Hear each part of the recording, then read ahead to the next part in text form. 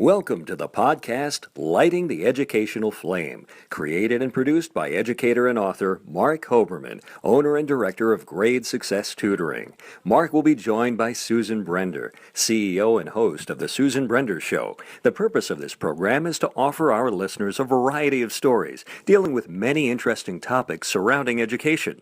It is our hope that students and parents alike will benefit from the wide range of topics, including study skills, test prep, anti-bullying, sports, music, and more. We hope you enjoy our show, Lighting the Educational Flame.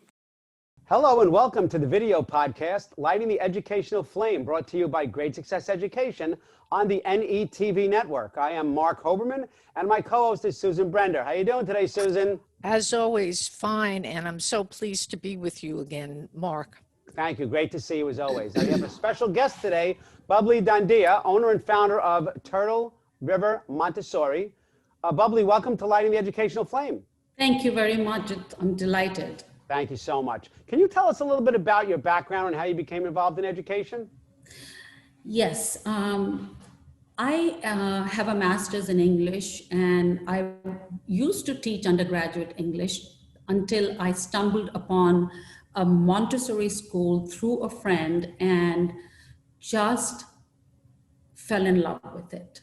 And I started working there, and this was way before I had my children, and this was in New York.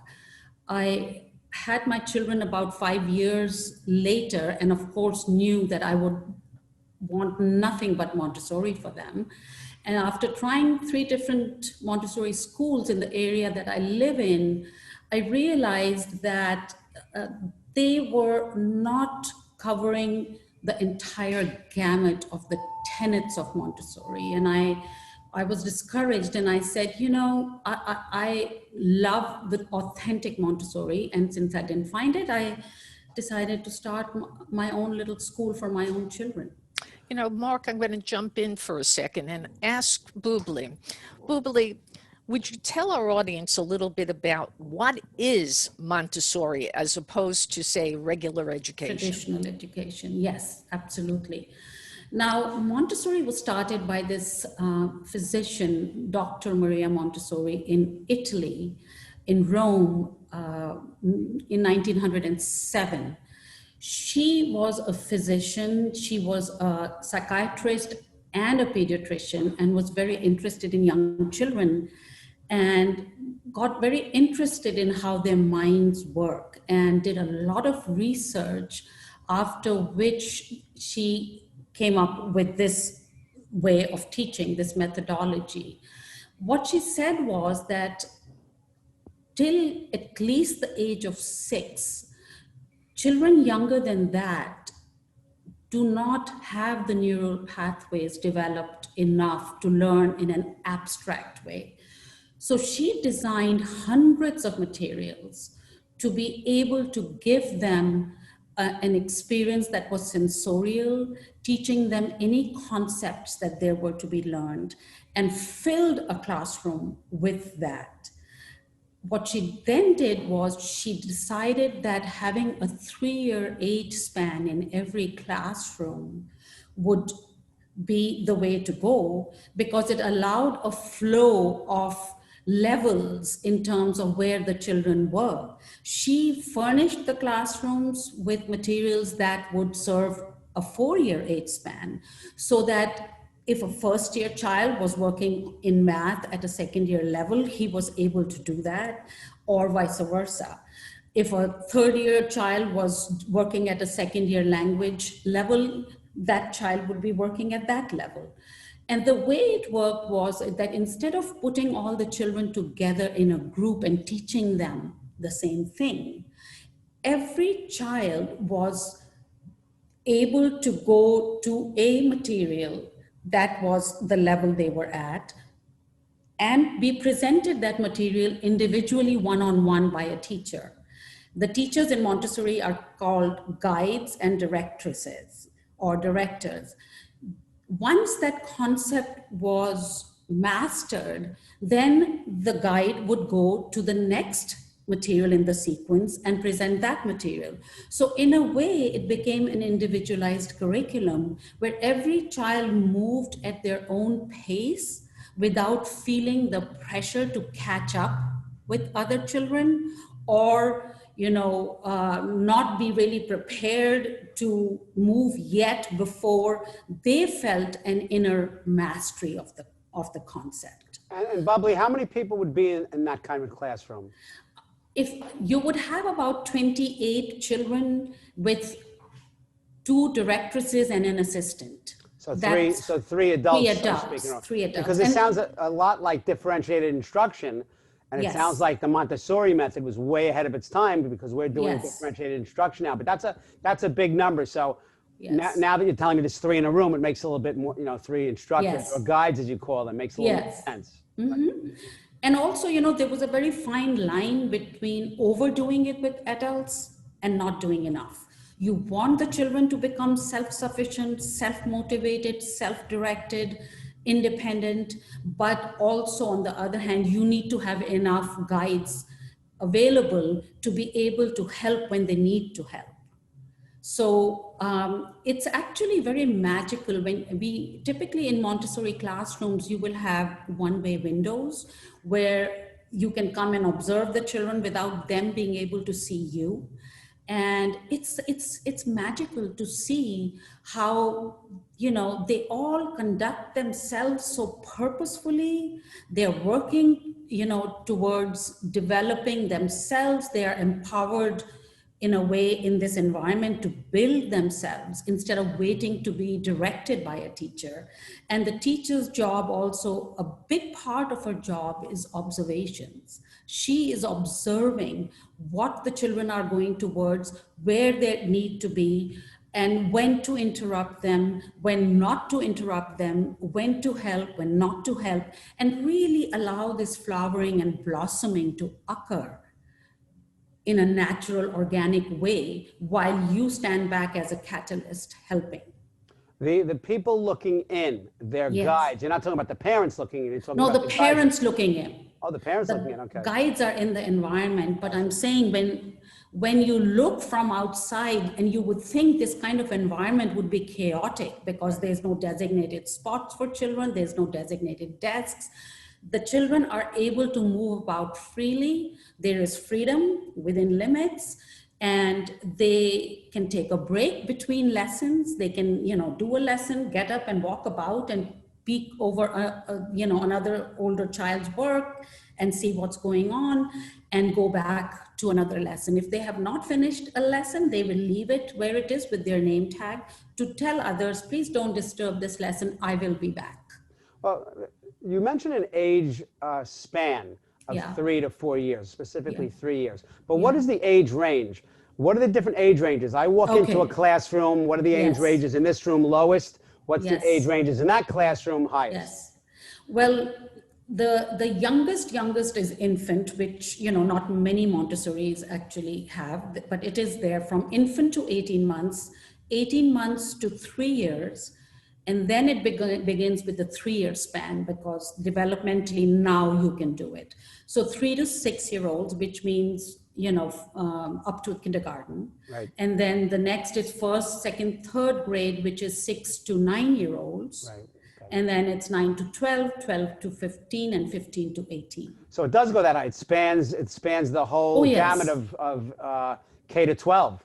Yes, absolutely. Right. Absolutely. And we go up to 8th grade, and we've done that for a very long time. And it's just beautiful to see the soft skills and the sense of self, and, their whole self-esteems develop slowly as they grow up. And you just see that they're different.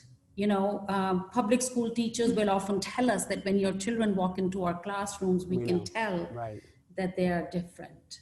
Definitely. And a question, the franchise of the Montessori model, in a particular, every Montessori is K to 12, or some are K to 5, or are they all K to 12? Okay, so the one thing that I want to tell you is not a franchise. Anybody can call themselves a Montessori school if they have been able to master, the pedagogy, and they're able to present that. Now, of course, there are organizations that will certify you as an authentic Montessori, And so you have American Montessori, you have International Montessori Association, you have many different organizations, but typically the American Montessori Society is the one that we all get certified by. Okay, and where in New York were you? I was in New Rochelle. Okay, because I lived in Rockland County for many, many years. Oh, yes. I actually went to school in Yonkers, New York 400 years ago. But, Yes. yeah, there was a Montessori there, and I'm glad I asked that question. I don't believe I don't believe that many people who don't go to Montessori know either what it is or that it's not a franchise. Yes. That it's more of a method or something like that. It is. So there's many different aspects of Montessori, as you just pointed out. But in your opinion, because you experience it as both a parent and an owner, or Yes. instructor, guide, Founder. Okay. What are some of the important aspects, or the most important aspect to you, of a Montessori education? To me, what speaks to me really deeply is that in a Montessori environment, there has to be unconditional respect for the child. The child needs to feel nurtured. The child needs to be given life skills. We need to make sure that their sense of self is healthy and wholesome, and that you are never bringing negative attention to them if something happens that's not appropriate. However, we go back and you give them the life skills by engaging them in conversations. Mm-hmm. We have a certain way in which we discipline, which is very positive. There is no calling out on a child in a group of other children. You're helping them become self-aware. And that, to me, is the biggest gift you can give a child, is to start learning how to be self-aware. Who am I? What is my place in this universe? How does a community work? This is their first brush with society, with social situations. A school is the first brush they have. And here they're trying to figure things out as to how things work. How does the community work? What do I need to do to keep my community intact? What do I need to do to keep things moving and for everyone to feel respected and to feel that their needs are being met? How can I be of help?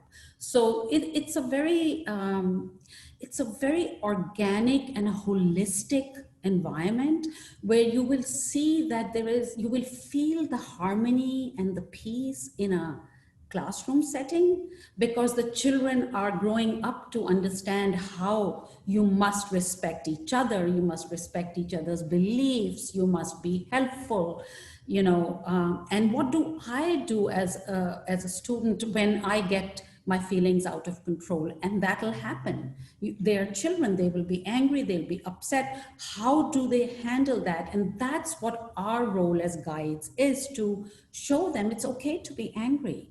You will feel anger sometimes, but let's talk about what made you angry and how you could handle it better next time. We also have what we call, for example, a peace mat, where the children, if two children have a conflict, they will stand on the mat on either ends, and the steps are written on it for the younger ones. And they talk about what happened before we had this conflict. What brought us to this point? What did I need? And how could I have done it differently so I could have achieved my goal? And once they understand each other, they come together and shake hands and wish each other well, and hopefully have learned from that particular interaction something about themselves and something about the community and how it needs to be handled. Well, it's a powerful lesson, because self-awareness is the theory basically behind emotional intelligence, mm-hmm. which is really usually for adults. So to start that in a younger, I love the term community, in the young community, that's a very, very powerful lesson for sure. Right. So thank you for that. Mm-hmm. And also remember, the 3-year age span does serve them greatly on an emotional level, because they come into the classroom as the youngest child. They become the middle child, and then they become the oldest child. And they get to play those roles which they cannot in their own families. They are where they are. But here they become the mentors when they are the oldest ones, and they're helping the younger ones. Right. And the younger ones are looking up to the older ones, which does a lot for the older ones. Right. So it's a very beautifully set up environment where it seems to work so well that it's been around for over 100 years. And it's all over the world. And the Montessori classroom looks identical no matter where you go. The only difference is if it's not authentic, the energy will not be what I am talking about. Right. Gotcha. So, And what are some of your success stories you can share with us today based on, you know, the Montessori whole aspect of your philosophy? The beauty about Montessori is that it absorbs a lot of differences in learning, differences in personalities, challenges, you know. It just absorbs everyone because of the nature of its holistic and, you know, a peaceful, nurturing approach. So if you get a child who has learning challenges, for example, you do not want to bring attention to that. What you want to bring attention is to the fact that they also have so many beautiful gifts. Right. And this is what the child needs to become aware of is, I don't only have challenges, I also have gifts. And so do we all. We talk a lot as guides about our challenges and our gifts. And so the children start to feel comfortable in their skin. And so many times I see children coming in insecure, not confident, not sure of themselves. And by the time they graduate middle school, you know, at our graduations, each child prepares a speech, which we do not look at. We expect them to write it. And when they speak, you see what you have brought into the world is a child who is sure of himself, is comfortable in his skin, knows who he is, and is comfortable with the challenges and is working on it and is celebrating his gifts. So, you know, not to go too far, my own children who I started it for, my older daughter who I started it for when she was about 7, is now 33 years old. And my younger one is now 27 years old. And I see how different they were as children. Mm-hmm. One was a complete extrovert, one was a complete introvert. They happened to both go to the same high school, and both became leaders and became, you know, their SGA presidents, and were equally successful, even though they were both so different. And they're doing beautifully in life. And I don't consider getting good, you know, straight A's and going into Ivy Leagues as a measure of your success. The measure of your success is that you are successful as a human being, as a member of the community, as somebody who has been able to bring something to the world. And, you know, and that's what I see in our children, you know, they want to make a difference. They know that they can with at least one of the intelligences from the 9 intelligences that Howard Gardner talks about. Right. Everyone has some intelligence, and they need to know that they can use that for the good of the community and the world and be good global citizens with the help of that. And that's the spirit that they become adults with. And did your children do their entire K-12 in Montessori? No, my children went up to elementary only because at the time I did not have middle school. Okay. But I see, you know, to just give you a little idea of me and what I felt growing up, was that the messaging I got as a child in a culture in India that's very culturally true of some cultures is that you just listen to what I'm telling you. Do what I want you to do. Right. Don't think for yourself. And I felt that it took me forever to find myself. So when I had my children, I said, it should not take so long to find yourself and be confident in who you are. I want my children to know who they are from a young age. And the conversations I would have with them at 12 and 13 and 14 were absolutely eye-opening for me. And it made me feel, it gave me the joy that these children are on the right track and they know what's, where they're going. And my older daughter went to Harvard and then went to work for Teach for America because she wanted to give back. And,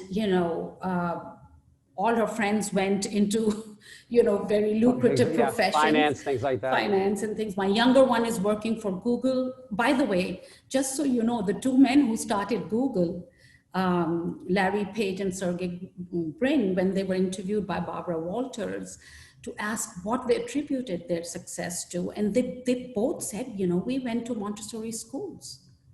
We knew what we wanted, we knew who we were, and we knew that if we put our mind to something, we would be able to do it. And that was beautiful. So it's exciting for me that my daughter works for that company. Yeah, well, also, what you're speaking about is really the foundation. It's interesting because I also have a master's degree in English education. I also taught in New York. But the foundation, but my wife also was an instructional aide for many years in K to 3. And the foundation is everything, because there is a disconnect sometimes I see between students and what they do. And I just think we should start following some of these things, because when she says things such as, I tell her what happens in school, and she says, well, what we tell our kids is you get what you get and you don't get upset. Now, if I said that in a classroom with 11th graders, some of whom are 250-pound football players, I'm gonna get thrown out the window. But if there's a way to say that, and get a message. So it sounds like a tremendously strong foundation.